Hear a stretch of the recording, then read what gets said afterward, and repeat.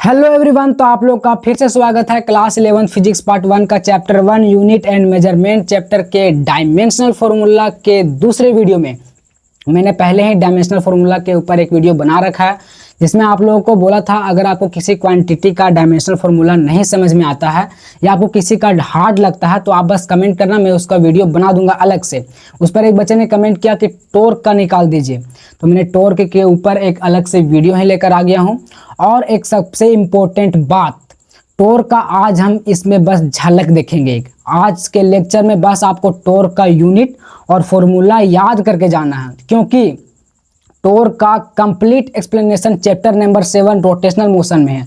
वहां हम पूरे टॉर्क को एक कंप्लीट एक्सप्लेन करेंगे जिसका लगभग 1 घंटा का वीडियो आएगा कम से कम केवल टॉर्क के ऊपर, ठीक है। और हम इसका एक्सपेरिमेंट करके दिखाएंगे, ऐसा नहीं कि बोर्ड पर आए टॉर्क ऐसे वैसे करके, नहीं, उसका एक्सपेरिमेंट करके दिखाएंगे यहीं पर, है ना।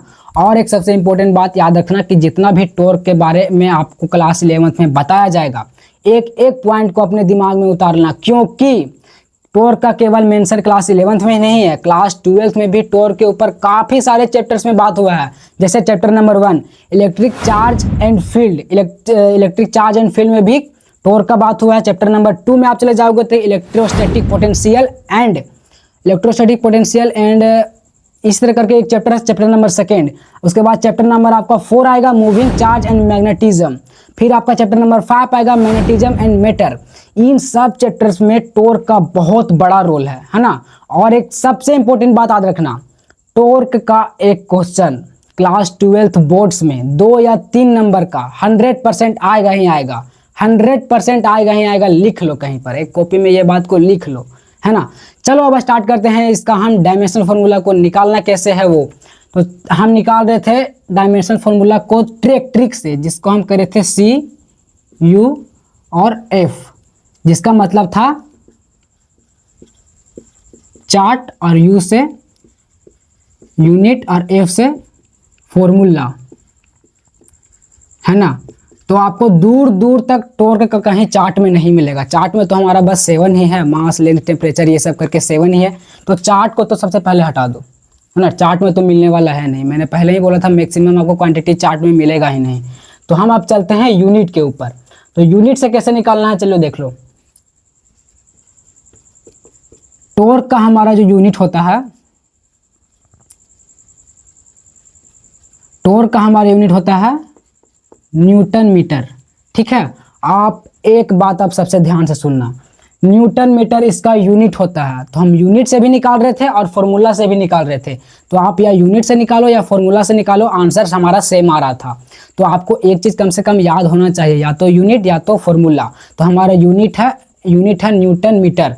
तो न्यूटन किसका यूनिट है, फोर्स का। और फोर्स का डायमेंशन फॉर्मूला चलो निकालते हैं।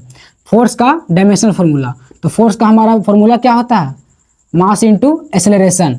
तो फोर्स का हमारा क्या आ जाएगा डायमेंशन फॉर्मूला, मास के लिए मास, और एक्सेलरेशन के क्या हो रहा था, एक्सेलरेशन का हमने पिछला वीडियो में निकाल रखा है ना। तो फिर से निकालते हैं चलो। एक्सेलरेशन का हमारा यूनिट क्या था, एक्सेलरेशन का यूनिट हमारा था मीटर पर सेकेंड स्क्वायर, ठीक है। तो इसका डायमेंशनल फॉर्मूला क्या हो जाएगा, मीटर के लिए हमारा आ जाएगा लेंथ, और एस हमारा क्या है सेकेंड स्क्वायर, यानी कि टाइम का स्क्वायर, है ना। टाइम का स्क्वायर किस में, माइनस में, क्योंकि ये 2 ऊपर जाएगा तो माइनस में चला जाएगा, ठीक है।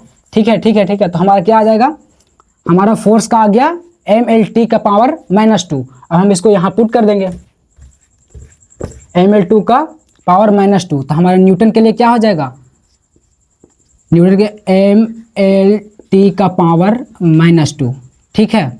अब हम इंटू करेंगे, और मीटर को किस में लेंगे, लेंथ में, ठीक है। मीटर को किस में लेंगे, लेंथ में। देखिए न्यूटन किसका ऐसा यूनिट था, फोर्स का। तो फोर्स का हमने निकाल लिया mlt का पावर -2। उसके बाद इंटू कर दिया मैंने, मीटर था, मीटर को हमने ले लिया लेंथ में, क्योंकि मीटर लेंथ में ही होगा ना। तो हम इसको ले लिए लेंथ में। अब देखो टॉर्क का फॉर्मूला क्या आ जाएगा, ये हम m का m ही रखेंगे, l और t का पावर -2 इंटू, अब इंटू एल जब हमारा इंटू होगा तो एल इंटू एल का स्क्वायर, ठीक है। ये हमारा आ गया dimensional formula of dimensional formula of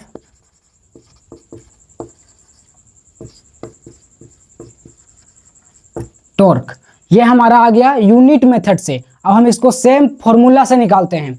formula इसका क्या हो जाएगा, ये थी क्या बोलते हैं इसको, टॉर्क का फॉर्मूला होता है हमारा फोर्स इनटू परपेंडिकुलर डिस्टेंस, यही होता है। ठीक है, तो इसको हम निकालते हैं।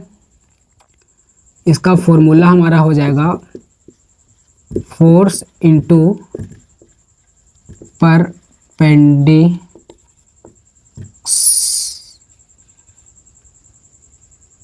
Perpendicular distance. ठीक है, अभी ये परपेंडिकुलर डिस्टेंस क्या है ये सब आप भूल जाओ, मैंने पहले ही कहा, ये बस आप दिमाग में रख लो। बाकी ये परपेंडिकुलर डिस्टेंस क्या है ये हम कंप्लीट पढ़ेंगे किस में, रोटेशनल मोशन वाले चैप्टर में। अभी बस इसको याद रख लो। तो देखो फोर्स का हमने क्या निकाला था, फोर्स का हम अभी निकाल के आए हैं। फोर्स का हमने क्या निकाला था, ठीक है, हम यहाँ पर निकाल रहे हैं, सॉरी यहाँ पर टॉर्क का निकाल रहे हैं ना, टॉर्क का हम निकाल रहे हैं। तो टॉर्क का फोर्स का हमने क्या निकाला था, mlt का पावर -2, है ना।